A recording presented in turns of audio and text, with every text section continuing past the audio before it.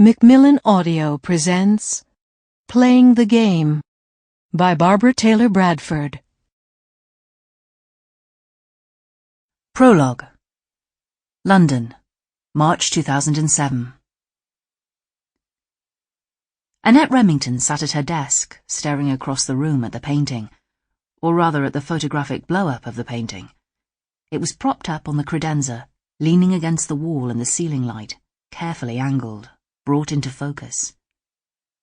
Her marvellous painting, her masterpiece, her Rembrandt. Well, not exactly hers anymore, for it now belonged to someone else, the anonymous buyer who had bid for it over the phone, won it for the staggering price of £20 million, the highest price ever paid for a work by the famous Dutch artist. What would he feel if he were alive? Would he have experienced the same thrill she had at the auction, as the price had risen and risen to that final, staggering amount? Rembrandt had become something of a recluse after finishing the painting in 1657, yet it had been in this period that he had created some of his greatest masterpieces. He had been unfashionable then. She smiled inwardly. He was hardly unfashionable now. It was gone, hanging on somebody else's wall, and all she had was the photographic blow-up. Anyway, it had never actually been hers. She had merely been custodian of it for a while. On the other hand, she had brought it back to life by having it cleaned and restored, and by singing about it, singing its praises to the world. That's what she thought she had done anyway. Others said rather mean-spiritedly that she had hyped it to death. Annette laughed out loud at the thought. No, not death. She had given it a new life. The Rembrandt had not been seen in public for over 50 years, hidden away in the dusty art collection of a man who perhaps no longer appreciated it. And she had put it on view, and then sold it for an incredible amount of money, and at a time when art prices had dropped.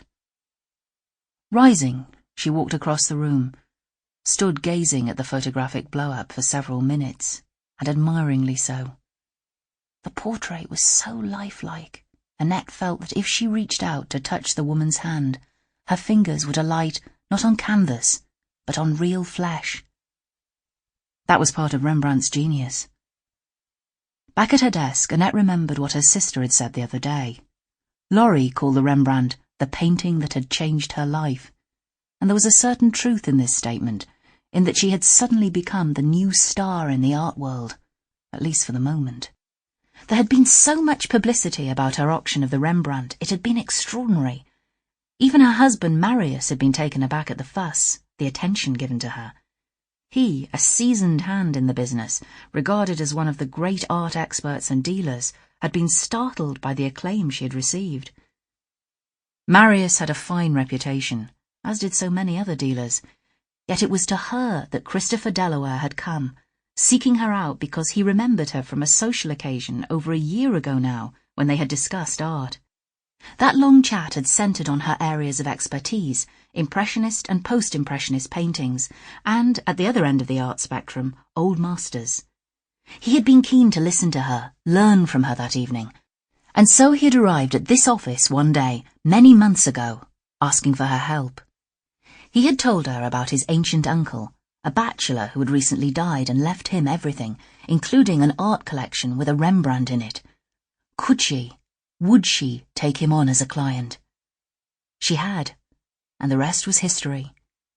The auction had taken place a few nights ago, and the art world had collectively gasped when the hammer had come down on the final bid of £20 million. The audience was stunned. So was she. Her sister had a favourite saying, which was, "God protects you." And of course Laurie could not resist saying this when she heard about Christopher Delaware's first visit to her Bond Street office. Recalling that now, Annette smiled faintly.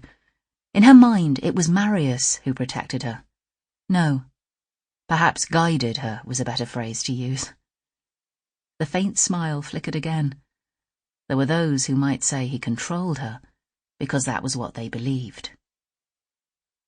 Annette opened the folder on her desk and looked at the seating plans for the party tonight. It was her husband's 60th birthday, and she had been planning the event for months. It had taken her weeks to seat their guests appropriately. Sample complete. Ready to continue?